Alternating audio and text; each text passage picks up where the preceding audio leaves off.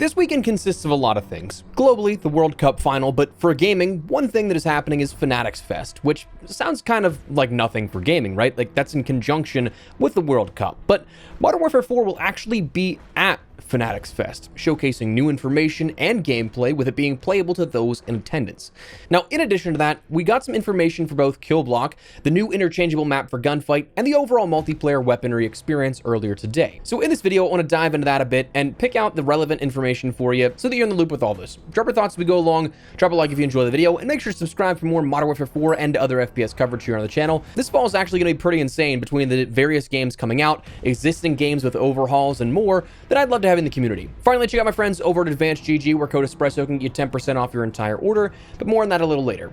For now, let's get into it. So the first thing that was shown off today was Killblock. This also being what's going to be shown off in person this weekend at Fanatics Fest. So that gameplay that you're likely going to be seeing here coming out of that, people streaming from there, hands-on from the general population in attendance, it's going to be this. It's not going to be any of the 6v6 multiplayer maps or anything that is the general multiplayer that most people will probably engage with on a day-to-day basis once the game is out. This, to me, honestly, kind of is just like reminiscent of the Modern Warfare 2019 gunfight alpha that we had back in 2019, which showcased a very small sliver of how the game would work. No real multiplayer reveal just yet, but we got to see earlier multiplayer gameplay of a sense that this is kind of the same thing, it feels like. Which, honestly, like when I think about it in that capacity, it's kind of strange that they're showing this off as the first multiplayer experience, giving it to some select people in attendance, but then not doing something for a larger audience that people can play it for a weekend at home or something like that. Kind of strange to me when you think of the parallels here with this, but that's neither here nor there. That doesn't have anything to do with the actual Killblock map itself. What they showcased, though,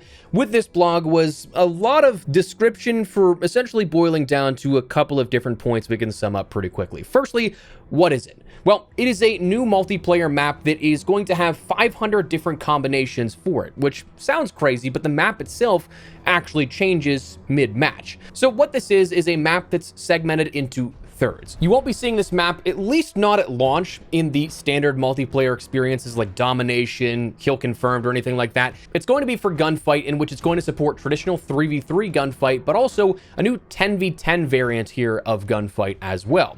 Now, how this works, those thirds are going to change every 2 rounds. It's going to swap configurations of each of those 3 segments every time you get through 2 rounds. So it's going to accommodate each team of 3v3 or 10v10 on each of those sides. You swap in gunfight here with this. So it's going to, after every 2 rounds, change those 3 segments that you have. On top of that, you're also going to have what they dubbed as weather machines that are active at times, which makes it not so quite dynamic weather, but you can also play one match with a slab that's a clean slate, another with a snow, rainy, whatever sort of aesthetic to it. And it's also only going to be segmented to that third. Now, what's crazy is they even confirmed that this isn't a part of the already established 500 combinations that were mentioned here for Killblock and those slabs you can have, so even more combinations with that air quote weather pattern. But you're going to have brand new locations, some legacy maps cut out for segments or slabs as they call them, and you're going to have a ton of different things that will change every single match. Cool little novelty, our first real look at sort of some multiplayer content, though not the core multiplayer experience, but that's where it can jump over to what was showcased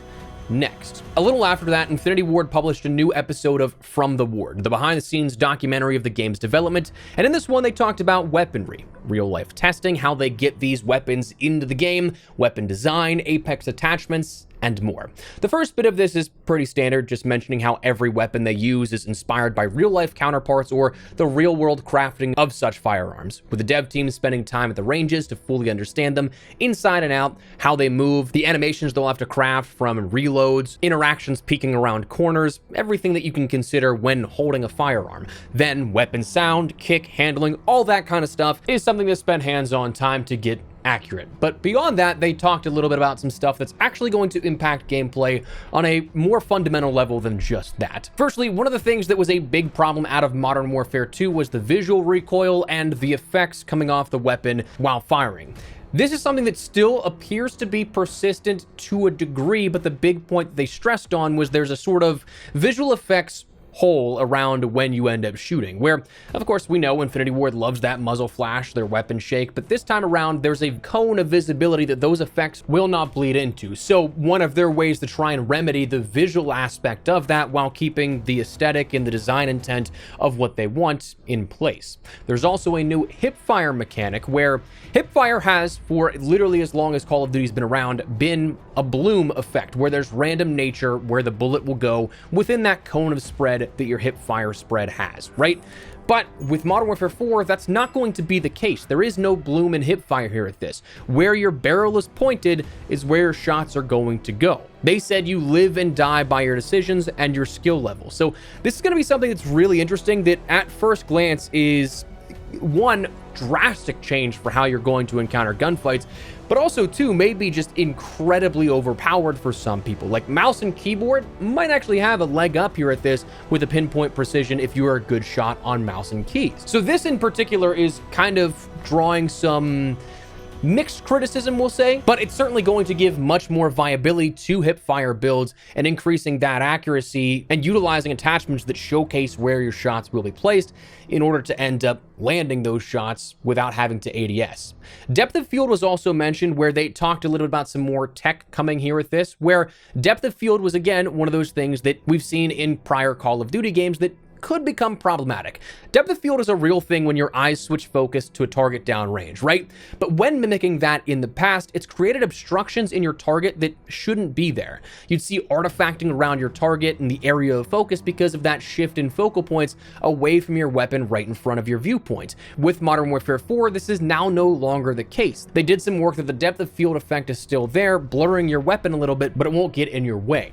Apex attachments were also something that were detailed a little bit further. They talked about this, though, in the initial blog that we saw a couple of weeks back, but these are just attachments that can change how you guide a weapon towards it being a bit more, they said, spicy, where it offers some unique benefits. Like one, I think it was the Cronin Squall, ends up having an underbarrel grenade launcher that is laser guided. So you can end up guiding that rocket exactly to where you want it to go. Instead of just like shooting it and hoping you hit a player in motion, you can guide it to that player. Finally, the last thing that I think was worth mentioning here out of this was menu footage that showcased a little bit, one, about the Create a Class menus, but two, showcased a few more weapons that we'll see in game. You have the Axion rifle, which is akin to the Kilo, the M4, another rifle, the Cronin Squall returns as a battle rifle, the Mosin Nagant is a marksman rifle, the Oris 8.6 is a marksman rifle, and the WZ-55 Striga is an SMG that kind of reminds me of the AMP-63 from Cold War.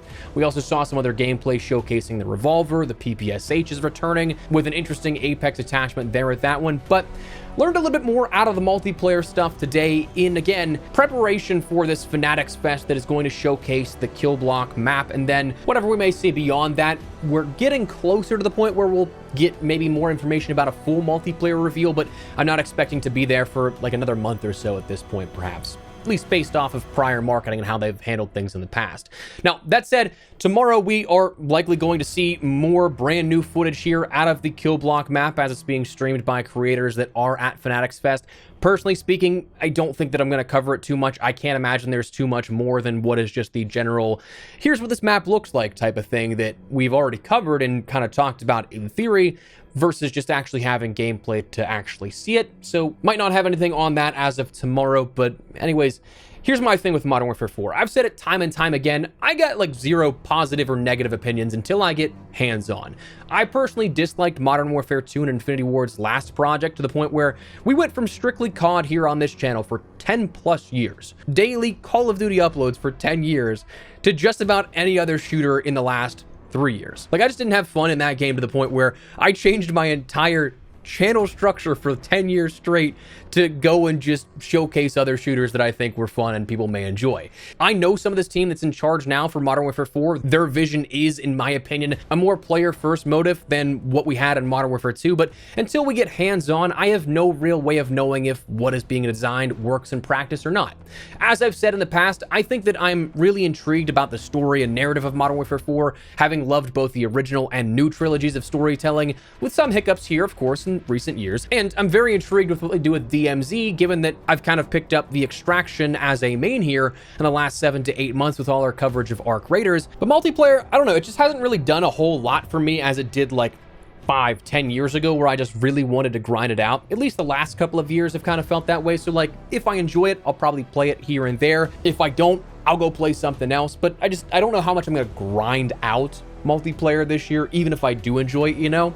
All in all, I'm truly neutral about Modern Warfare 4 so far. Just covering a game that I'm interested in seeing what they do with it, but also not making a million videos dissecting every single little detail here like I would have in years past. And if I, at the end of the day, don't like it, we'll jump over and cover something else we're having fun with at the time.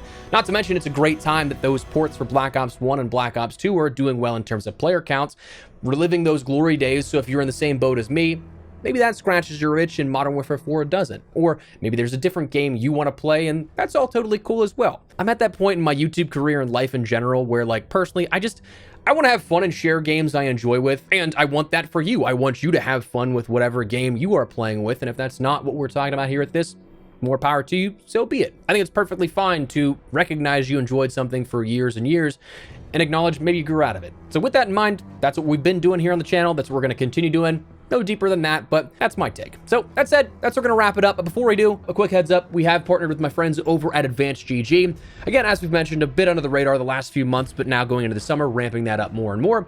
Advanced is the healthier energy supplement option where I use it daily as my comparable cup of coffee. Currently drinking that raspberry lemonade. Magic Rainbow Sherbet's also another one that's one of my favorites, but I'd highly recommend, and we actually co-branded that along with a few other items on their site, like a 26-ounce ice shaker. But love this stuff. If you're looking for a replacement for your own cup of coffee, give it a try. If you decide to give it a go, code Espresso and get 10% off your entire order. But no sweat, appreciate you hearing me out on this. And of course, just checking in on the videos here that you made it this far. But all that said, that's where we're going to wrap it up. So thanks so much for watching. Let me know your thoughts down below. What do you think of these new features introduced with Modern Warfare 4, the new Killblock map? Let me know. But if you guys enjoyed the video, you found it at all insightful, do me a favor and drop a like on it. And of course, if you are new to the channel, make sure you subscribe so you don't miss a single thing regarding all things Modern Warfare 4 and other FPS content I'd love to have in the community. But for now, thanks so much for watching. My name has been Espresso. I'll see you later. Take care and peace.